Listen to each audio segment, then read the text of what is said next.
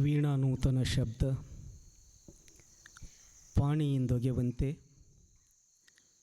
ಜಾಣ ಶ್ರೀ ಗುರುವೇ ನೀ ನುಡಿಸಿದಂತೆ ನಾ ಮಾನದಲ್ಲಿ ನುಡಿವೆ ಸುಲಭ ಶ್ರೀ ಗುರುವೇ ಕೃಪೆಯಾಗು ಕೃಪೆಯಾಗು ಕೃಪೆಯಾಗು. ಪ್ರಥಮದಲ್ಲಿ ಎನ್ನ ಮಸ್ತಕದ ಮೇಲೆ ತಮ್ಮ ದಿವ್ಯ ಹಸ್ತವನ್ನಿಟ್ಟು ಎನ್ನ ಬಾಳಿಗೆ ಬೆಳಕಾದ ಎನ್ನ ಪರಮಾರಾಧ್ಯ ಗುರುದೇವರು, ನಡೆದಾಡುವ ದೇವರು, ಬುದ್ಧೀಚಿಯವರ ಕರಕಮಲ ಸಂಜಾತರು, ಈ ಭಾಗದಲ್ಲಿ ಎಲ್ಲ ಕಡೆಗೆ ಸಂಚರಿಸಿ ಭಕ್ತಿಯ ವಾತಾವರಣವನ್ನು ನಿರ್ಮಿಸಿ ನಿಮ್ಮೆಲ್ಲರಿಗೂ ಶಿವ ದರ್ಶನವನ್ನು ಮಾಡಿಸುತ್ತಿರುವ ಎನ್ನ ಆರಾಧ್ಯ ಗುರುದೇವರ ದಿವ್ಯನಾಮವನ್ನು ಅಂತರಂಗದಲ್ಲಿ ಭಕ್ತಿಯಿಂದ ಸ್ಮರಿಸಿ ಅವರ ಚಿನ್ಮಯ ಚರಣಾರವಿಂದಗಳಿಗೆ ಭಕ್ತಿಯ ದಂಡವತ್ ಪ್ರಣಾಮಗಳನ್ನು ಸಲ್ಲಿಸಿ, ಬೇಕೆಂಬ ಈ ಜಗತ್ತಿನಲ್ಲಿ ಎಲ್ಲವೂ ಬೇಡವೆಂದೇ ಹೇಳಿ ಕೊನೆಗೆ ಬಯಲಲ್ಲಿ ಮಹಾಬಯಲಾದ ನಡೆದಾಡುವ ದೇವರು ಬುದ್ಧೀಜಿಯವರ ದಿವ್ಯನಾಮವನ್ನು ಸ್ಮರಿಸಿ ಅವರ ವಿಶ್ವರೂಪಕ್ಕೆ ಹಣೆಮಣಿದು ಬುದ್ಧೀಜಿಯವರ ನುಡಿ ನಮನ ಗುರು ಮಹೋತ್ಸವದ ಕಾರ್ಯಕ್ರಮಕ್ಕೆ ಪ್ರಾರಂಭದ ಉದ್ಘಾಟನಾ ವೇದಿಕೆಯ ಮೇಲೆ ಆಸೀನರಾಗಿ ಆಶೀರ್ವಚನವನ್ನು ನೀಡಿದಂಥ ಎಲ್ಲ ಪೂಜ್ಯರಿಗೂ ಅಮೋಘಸಿದ್ಧ ಮಹಾರಾಜರ ಶ್ರೀಚರಣಗಳಿಗೆ ಭಕ್ತಿಯಿಂದ ಹಣೆಮಣಿದು ತಮ್ಮೆಲ್ಲರಿಗೂ ಕೂಡ ಅನಂತ ಶರಣಾರ್ಥಿಗಳು.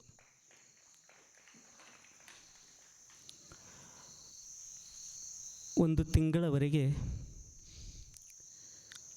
ಗುರುದೇವರ ಸಾರಥ್ಯದಲ್ಲಿ ಗುರು ಮಹೋತ್ಸವ ಕಾರ್ಯಕ್ರಮವನ್ನು ಸುಮಾರು ಹಳ್ಳಿಗಳಲ್ಲಿ ಎಲ್ಲ ಕಡೆಗೆ ನೀವೆಲ್ಲರೂ ಆಚರಿಸಿದ್ದೀವಿ. ಬಹಳ ಭಕ್ತಿ ಶ್ರದ್ಧೆಯಿಂದ ಈ ಕಾರ್ಯಕ್ರಮ ಪ್ರತಿಯೊಂದು ಊರಿನಲ್ಲಿ ಆಚರಿಸಿದ್ದೀವಿ. ಕೊನೆಗೆ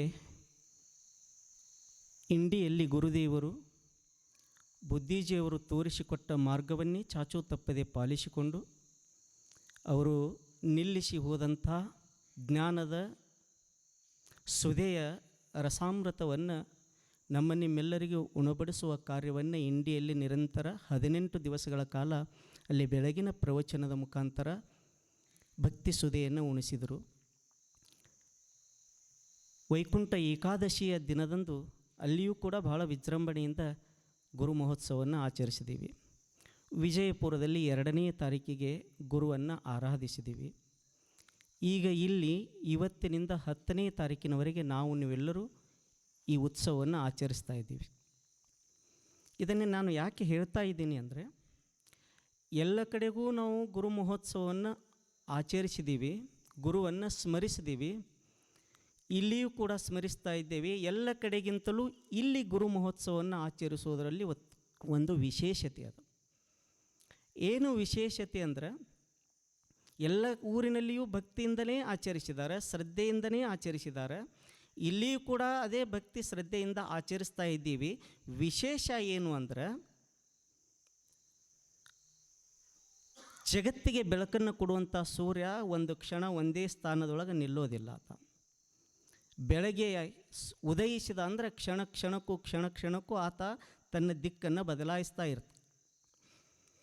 ಹಾಗೆಯೇ ನಮ್ಮ ಅಂತರಂಗದಲ್ಲಿ ಕತ್ತಲೆಯನ್ನು ಕಳೆಯುವಂಥ ಜ್ಞಾನಭಾಸ್ಕರ ನಡೆದಾಡುವ ದೇವರು ಬುದ್ಧೀಜಿಯವರು ಒಂದು ತಿಂಗಳ ಮೇಲೂ ಯಾವ ಊರಿನಲ್ಲಿ ನಿಂತ ಉದಾಹರಣೆಗಳಿಲ್ಲ.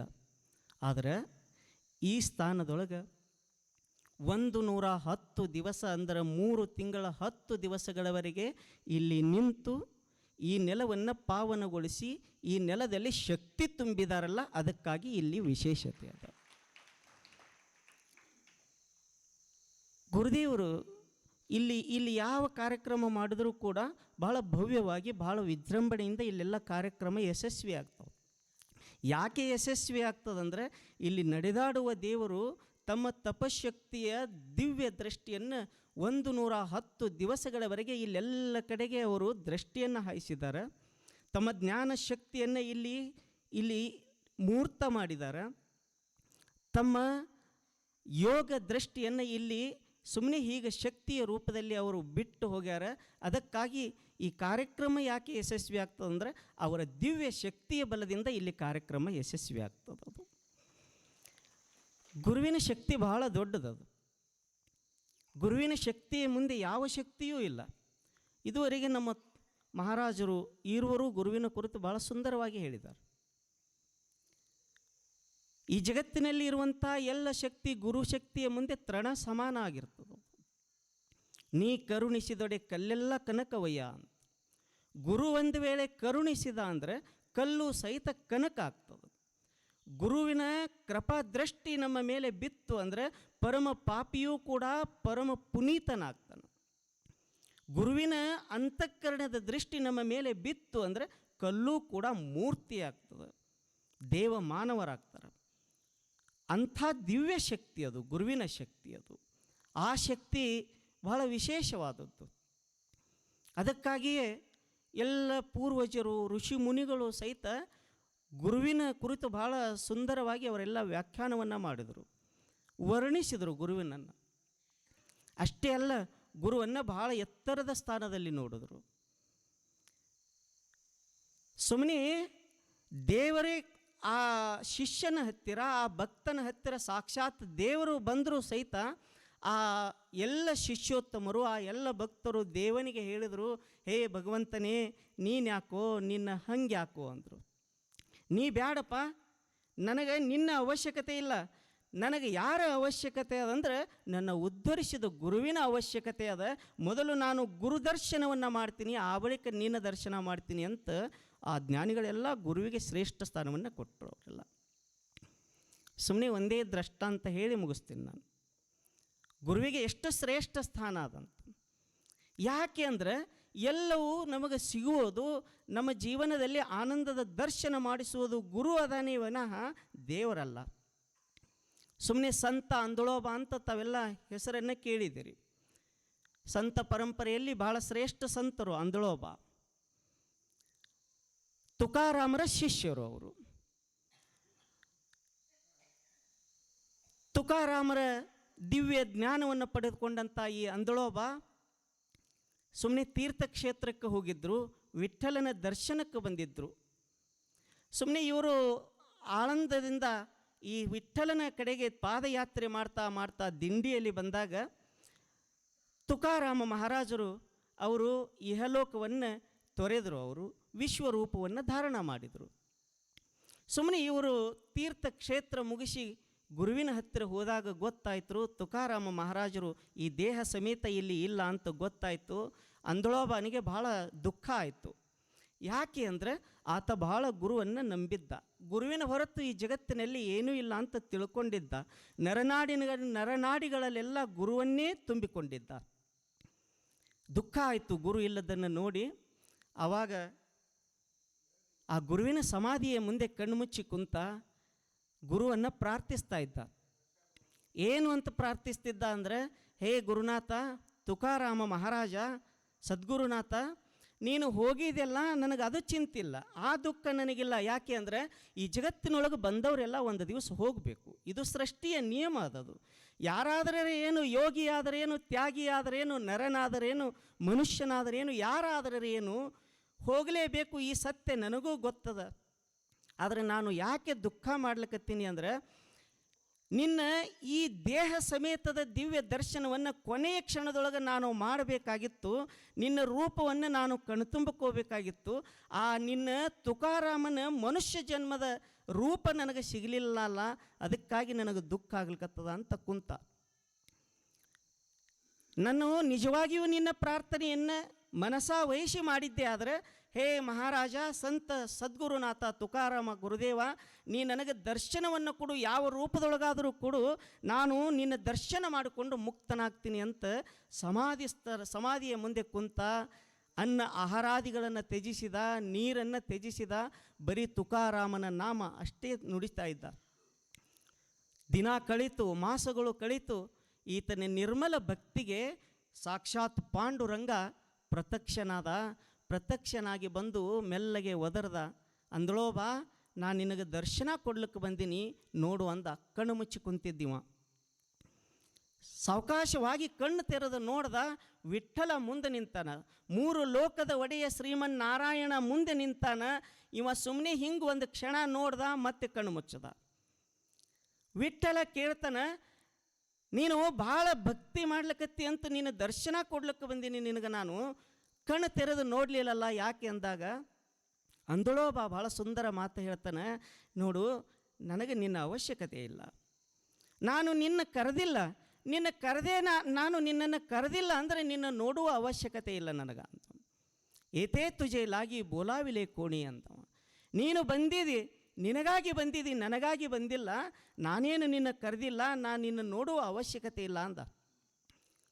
ನಾನು ನನ್ನ ಗುರುವಿನ ಧ್ಯಾನದೊಳಗೆ ಮುಳುಗಿನಿ, ನನ್ನ ಗುರುವನ್ನು ನೋಡಬೇಕು ಅಂತ ಕಣ್ಣು ಮುಚ್ಚಿನಿ ಅಂದಾಗ ಈ ಪಾಂಡುರಂಗ ಹೇಳ್ತಾನೆ, ನೋಡು ತುಕಾರಾಮ ಬೇರೆ ಅಲ್ಲ, ನಾನೂ ಬೇರೆ ಅಲ್ಲ, ನನ್ನೊಳಗೆ ತುಕಾರಾಮ ಅದಾನ, ತುಕಾರಾಮನಲ್ಲಿ ನಾನು ಅದೀನಿ, ನಾವಿಬ್ಬರೂ ಬೇರೆ ಅಲ್ಲ, ನಾವಿಬ್ಬರೂ ಒಂದೇ ಅದೀವಿ ನೋಡು ಅಂದಾಗ ಈ ಸಂತ ಅಂದಳೋಬ ಹೇಳ್ತಾನೆ, ತುಕಾರಾಮ ಮತ್ತು ನೀನು ಬೇರೆ ಅಲ್ಲ ಅಂದ ಬಳಿಕ ನನಗೆ ಸೊಂಟದ ಮೇಲೆ ಕೈ ಇಟ್ಟ ವಿಠೋಬನಾಗಿ ನನಗೆ ದರ್ಶನ ಕೊಡಬೇಡ, ಕೈಯೊಳಗೆ ವೀಣೆಯನ್ನು ಹಿಡಿದು ತಲೆಯ ಮೇಲೆ ಪೇಟ ಸುತ್ತಿದ ತನ್ನ ಬಾಯಿಯೊಳಗೆ ವಿಠ್ಠಲನ ನಾಮವನ್ನು ನುಡಿಯುತ್ತಿರುವಂಥ ತುಕಾರಾಮನಾಗಿ ದರ್ಶನ ಕೊಡು, ನಾನಿನ್ನು ನೋಡ್ತೀನಿ ಅಂದ.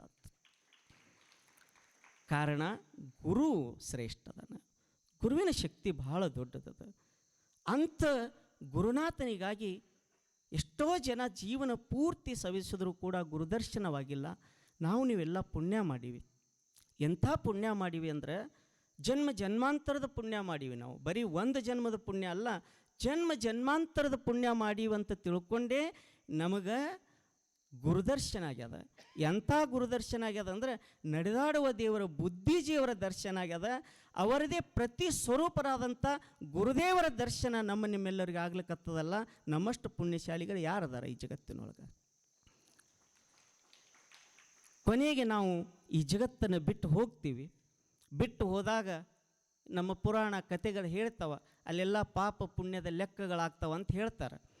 ಅವ್ರು ಕೇಳ್ತಾರಂತ, ನಮ್ಮ ಪುಣ್ಯ ಎಷ್ಟು ಪಾಪ ಎಷ್ಟು ಅಂತ ಕೇಳ್ತಾರಂತ. ಅಕಸ್ಮಾತ್ ನಾವು ನೀವೆಲ್ಲ ಹೋದಾಗ ಅವ್ರು ಅಕಸ್ಮಾತ್ ನಮಗೆ ಕೇಳೋದ್ರಂದ್ರೆ ನೀ ಏನು ಪುಣ್ಯ ಮಾಡಿದಿ ಅಂತ ಕೇಳೋದ್ರಂದ್ರೆ ನಾವು ಒಂದೇ ಹೇಳೋದು ಸಾಕು.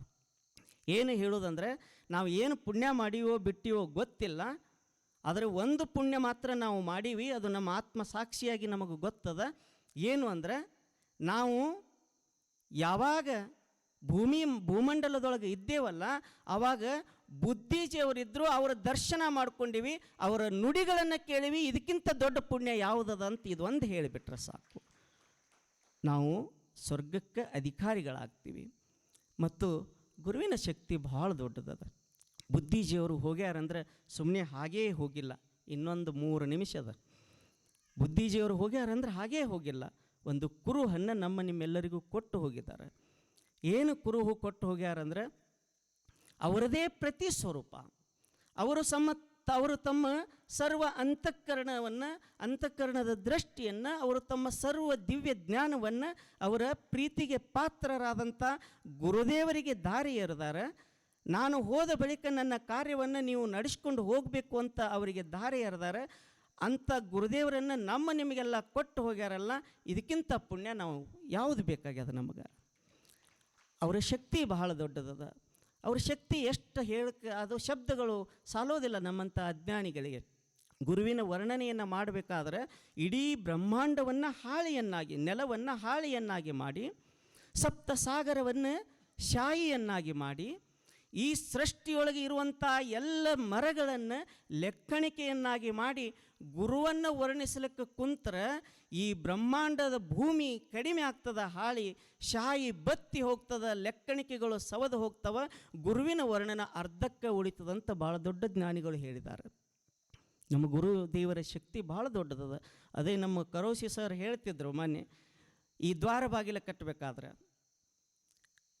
ಇದು ಹೆಂಗಾಗ್ತದ್ರಿಪ್ಪ, ಇದು ಹೆಂಗಾಗ್ತದ, ಇಷ್ಟು ದೊಡ್ಡ ಎಸ್ಟಿಮೇಟ್ ಅದ, ಹೆಂಗಾಗ್ತದ ಅಂದಾಗ ಗುರುದೇವರು ಹೇಳಿದ್ರಂತ, ಅದು ಸುಮ್ಮನೆ ಆಗಂಗಾಗ್ತದೆ, ಒಟ್ಟು ನಂಬಿಕೆ ಇಡ್ರಿ, ಆಗ್ತದೆ, ಯಾವ ರೂಪದೊಳಗಾದರೂ ಬರ್ತದೆ, ಕಟ್ಲಿಕ್ಕೆ ಚಾಲೂ ಮಾಡಿರಿ, ಆಗ್ತದೆ ಅಂತೇಳಿ ಹೇಳಿದಾರಂತ. ನಮ್ಮ ಸರ್ಗೆ ಅಂತ ಅನಿಸ್ತಿತ್ತ, ಇಷ್ಟು ಕಡಿಮೆ ಸಮಯದೊಳಗೆ ಹೆಂಗೆ ಆಗ್ತದೆ ಇದು ಅನ್ಕೋತ ಕೂಡೋದ್ರೊಳಗೆ ಎಲ್ಲ ಕಡೆಗೆ ಬುಕ್ಗಳು ಹೋಗ್ಯಾವ. ಇನ್ನೂ ಕೆಲವೊಂದು ಊರಿನ ಬುಕ್ ಇಲ್ಲಿ ಆಶ್ರಮಕ್ಕೆ ಬಂದಿಲ್ಲ. ಆದರೆ ದ್ವಾರ ಬಾಗಿಲ ನಿರ್ಮಾಣ ಆಗಿ ಹೋಗ್ಯದ. ಎದರಿಂದ ಅಂದರೆ ಗುರುದೇವರ ಸಂಕಲ್ಪ ಶಕ್ತಿ. ಅದು ಭಾಳ ದೊಡ್ಡ ಶಕ್ತಿ. ಅವರ ಮೇಲೆ ಭಕ್ತಿ ಇಡಬೇಕು. ಭಕ್ತಿ ಇಟ್ಟವರಿಗೆ ಮಾತ್ರ ಅವರ ಶಕ್ತಿ ಗೊತ್ತಾಗ್ತದೆ. ನಾನು ಅವರ ಮೇಲೆ ಭಕ್ತಿ ಇಟ್ಟವ, ನನಗೆ ಗೊತ್ತದ. ನೀವು ಎಲ್ಲರೂ ಇಟ್ಟವರು, ಶ್ರದ್ಧೆ ಇಟ್ಟವರು ಗೊತ್ತದ. ಅವರು ಮನಸ್ಸು ಮಾಡಿದ್ರೆ ಸಾವಿನ ದವಡೆಯಿಂದ ಮೇಲೆತ್ತಬಹುದು. ಅವರ ಕೃಪಾದೃಷ್ಟಿ ಪಡೆದಿವೆ ಅಂದರೆ ಬ್ರಹ್ಮವೇದಿಕೆ ಹತ್ತಬಹುದು. ಅಂಥ ದಿವ್ಯ ಶಕ್ತಿಯವರು ನಿಮ್ಮೆಲ್ಲರಿಗೆ ಕರುಣಿಸಿದ್ದಾರೆ. ಅವರ ಮೇಲೆ ಅವರನ್ನು ಪಡೆದಂಥ ನಾವು ಪುಣ್ಯಶಾಲಿಗಳು. ಅವರ ಮೇಲೆ ನಾವು ಶ್ರದ್ಧೆ ಭಕ್ತಿಯನ್ನಿಟ್ಟು ಈ ಭವಬಂಧನದಿಂದ ನಾವೆಲ್ಲರೂ ಮುಕ್ತರಾಗೋಣ ಅಂತ ಹೇಳ್ತಾ ಇವತ್ತಿನಿಂದ ಈ ಕಾರ್ಯಕ್ರಮ ಪ್ರಾರಂಭ ಆಗ್ಯದ. ಗುರುದೇವರು ಇವತ್ತು ಆಶೀರ್ವಚನ ಮಾಡೋದಿಲ್ಲ. ಇನ್ನೇನು ಗುರುದೇವರು ಆಶೀರ್ವಚನ ಮಾಡೋದಿಲ್ಲ ಅಂತ ನೀವು ನಾಳೆ ಯಾರು ಬರೋದು ಬಿಟ್ಟಿರಿ. ಯಾಕಂದ್ರೆ ನೀವು ಎದಕ್ಕೆ ಬರ್ತೀರಿ ನಮ್ಗೆ ಗೊತ್ತದ. ಗುರುದೇವರ ಆಶೀರ್ವಚನ ಕೇಳಕ್ಕೆ ಬರ್ತೀರಿ. ನಾಳೆಯಿಂದ ಗುರುದೇವರ ಆಶೀರ್ವಚನ ಇರ್ತದೆ. ಮತ್ತು ವಿಶೇಷ ಕಾರ್ಯಕ್ರಮಗಳು ಇರ್ತವೆ. 10ನೇ ತಾರೀಕಿಗೆ ಬೆಳಗ್ಗೆ ಗುರುವಿಗೆ ಪುಷ್ಪ ಸಮರ್ಪಣೆಯೊಂದಿಗೆ ಈ ಕಾರ್ಯಕ್ರಮ ಮುಕ್ತಾಯವಾಗ್ತದೆ. ಮತ್ತು ಇನ್ನೊಂದು ನಾಳೆ ಸರಿಯಾಗಿ 5 ಗಂಟೆಗೇ ಕಾರ್ಯಕ್ರಮ ಪ್ರಾರಂಭ ಆಗ್ತದೆ. ತಾವೆಲ್ಲರೂ ನೀವೆಲ್ಲರೂ ಸರಿಯಾದ ಸಮಯಕ್ಕೆ ಆಗಮಿಸಿ ಗುರುದೇವರ ಕೃಪೆಗೆ ಪಾತ್ರರಾಗೋಣ ಅಂತ ಹೇಳ್ತಾ ನನ್ನ 2 ನುಡಿಗಳನ್ನು ಗುರುದೇವರ ಚರಣಕ್ಕೆ ಅರ್ಪಿಸ್ತೀನಿ. ಎಲ್ಲರಿಗೂ ಶರಣಾರ್ಥಿ.